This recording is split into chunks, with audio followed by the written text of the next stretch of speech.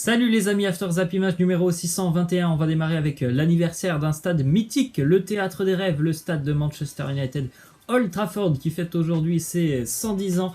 J'espère de tout cœur qu'on reverra les Mancuniens très rapidement en Ligue des Champions. C'est quand même une équipe à part. Manchester, c'est l'une des équipes qui est le plus appréciée en Europe. C'est l'une des plus grandes équipes de l'histoire, tout simplement les Mancuniens. Et ça fait mal de les voir dans cette situation depuis le départ de Sir Alex Ferguson galérer autant. J'espère qu'on reverra aussi Manchester redevenir l'un des grands clubs anglais qu'il est et qu'il a toujours été. Ensuite, on continue avec les résultats de cette journée de Coupe d'Europe. Hier, 2 matchs de 8e de finale de Ligue des Champions. Le RB Leipzig s'impose du côté de Tottenham 1-0 avec un match complètement maîtrisé des Allemands. Je me doutais qu'ils allaient poser des problèmes à Tottenham, mais par contre, je pensais pas qu'ils allaient en poser autant. Tottenham n'a quasiment pas existé du match, quasiment aucune occasion pour les Anglais hier, si ce n'est peut-être le poteau de Lo Celso en seconde mi-temps. Timo Werner qui marque sur penalty et sans un très grand Hugo Lloris qui d'ailleurs a été élu homme du match. Je pense que les Spurs auraient pu perdre ce match 2 voire 3-0. Petite stat d'ailleurs sur ce match, en première période Tottenham a subi 13 tirs face à Leipzig. C'est le plus haut total pour les Spurs sur une première mi-temps en Ligue des Champions. C'est dire s'ils ont été en grande difficulté hier les Anglais face aux Allemands. On continue avec une petite particularité hier qu'on a vu sur le maillot du RB Leipzig avec 2 sponsors différents. Sur le maillot de Nkunku et de Werner, ils avaient le sponsor Red Bull en blanc, alors que sur les autres maillots il était en couleur avec les taureaux en rouge. Le pourquoi du comment, j'ai cherché un petit peu, j'ai pas trouvé pourquoi il y avait 2 sponsors différents sur ce maillot du RB. Ensuite on enchaîne avec une statistique très intéressante sur ces 4 premiers 8e de finale de Ligue des Champions avec les kilomètres parcourus par les équipes.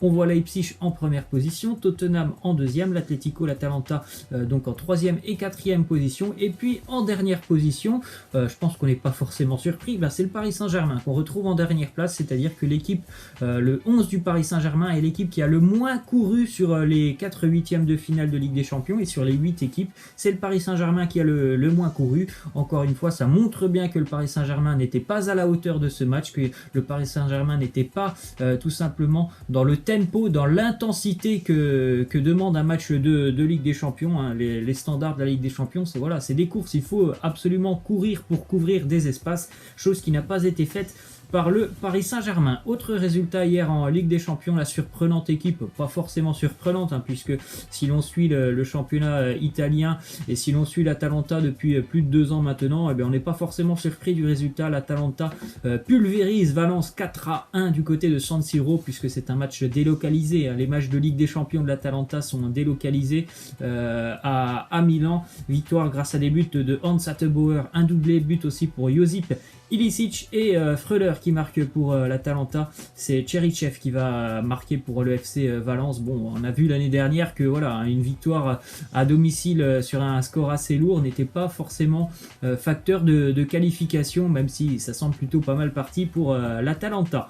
Petite info sur Hans Hattebauer qui a marqué d'ailleurs un doublé hier. Il a marqué ses 2 premiers buts de la saison hier, donc il a plutôt pas mal choisi son moment pour inscrire ce doublé. Autre statistique par rapport à Josip Ilicic, lui aussi c'est un joueur qui est très doué techniquement, qui est un très bon buteur. Regardez la forme de Ilicic sur les 10 derniers matchs, c'est assez intéressant ce qu'il fait Josip Ilicic. On poursuit aussi avec des statistiques un petit peu folles pour l'Atalanta, qui est une équipe vraiment très agréable à voir jouer. Ça joue beaucoup pour l'attaque, c'est d'ailleurs l'une des meilleures attaques en Europe, l'Atalanta.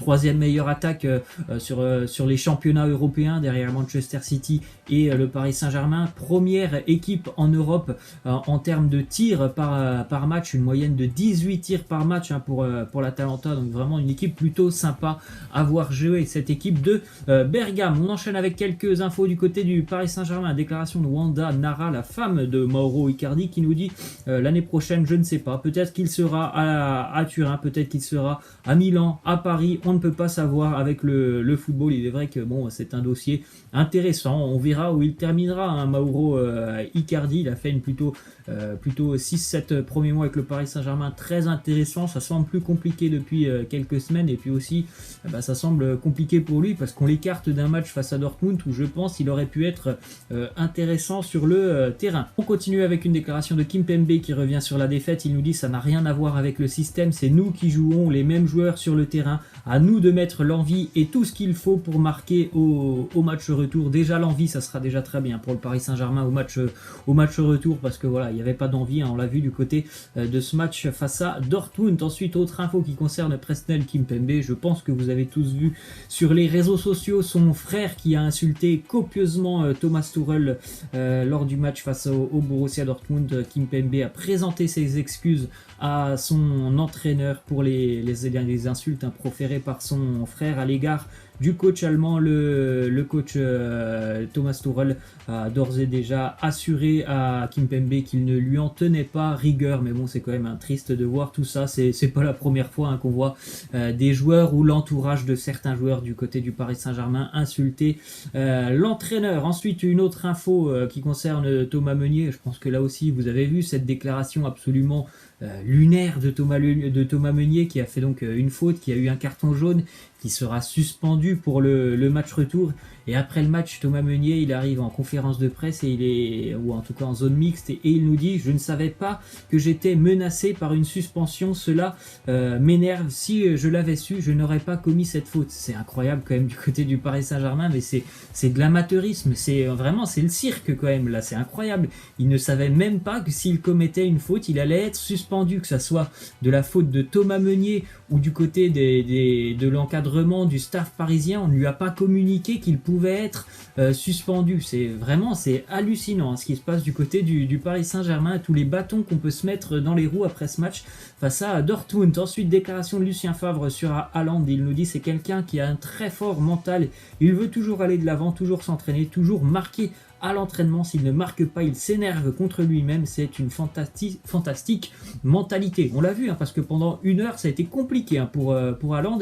Il n'a pas eu forcément les occasions, je pense, qu'il espérait, mais voilà, le mental, au bout d'un moment, ça a payé. Il était là au bon moment, et puis ce deuxième but est aussi magnifique. Ensuite, du côté de l'Atlético Madrid, Diego Simeone, petite stat intéressante, il n'a jamais été éliminé en Ligue des Champions par un club qui n'avait pas Cristiano Ronaldo. On sait, Ronaldo, c'est un bourreau de l'Atlético, que ça soit avec le Real ou la Juve, il a souvent fait mal à l'Atlético. Donc voilà, petite stat intéressante pour Liverpool lors du match retour. Simeone n'a jamais été éliminé par une équipe qui n'avait pas Ronaldo. En l'occurrence, Liverpool n'a pas Ronaldo. Ensuite, une autre info du côté de l'Atlético, une info malheureusement un petit peu plus inquiétante. Thomas Lemar s'est blessé face à Liverpool. On l'a vu quitter le terrain à la mi-temps. Thomas Lemar, alors c'était pas forcément pour cause de cette blessure, c'était plutôt parce que voilà, Simeone à la mi-temps, il a fait rentrer quelqu'un de plus défensif. Il était content de ce 1-0. Il avait fait d'ailleurs une première mi-temps assez intéressante, Thomas Lemar.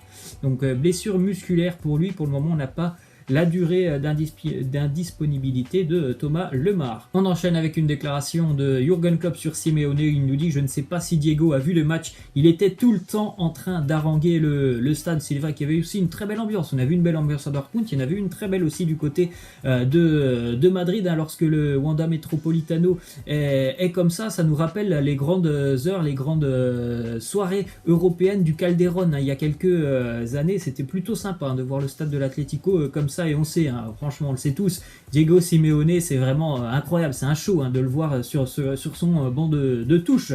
Ensuite, petite info mercato du côté de Liverpool. Leicester semble très intéressé à l'idée de recruter l'international anglais Adam Lallana, qui ne joue pas énormément Lallana cette année avec Liverpool, même si bien évidemment dès lors que Klopp fait appel à lui, il rend toujours de très bons services. Petite info pour le Barça, ça devrait être fait aujourd'hui dans le courant de la journée. Le Barça a déjà signifié à la Liga que la clause de Martin Braithwaite devra être levée dans la journée. Donc Braithwaite devrait devenir le nouvel attaquant du FC Barcelone. Ensuite, deux petites infos en France. Le Progrès, journal lyonnais, qui nous annonce que Lyon a décidé de monter un comité de réflexion concernant les blessures graves. Cette assemblée sera composée de plusieurs médecins, préparateurs physiques et coachs de l'Olympique Lyonnais. Ça me semble semble être une bonne initiative parce que je pense que c'est quand même, il y a certainement de la malchance, mais ça ne peut pas être que de la malchance. Hein. Ce rythme de blessures du côté de l'Olympique Lyonnais et surtout des grosses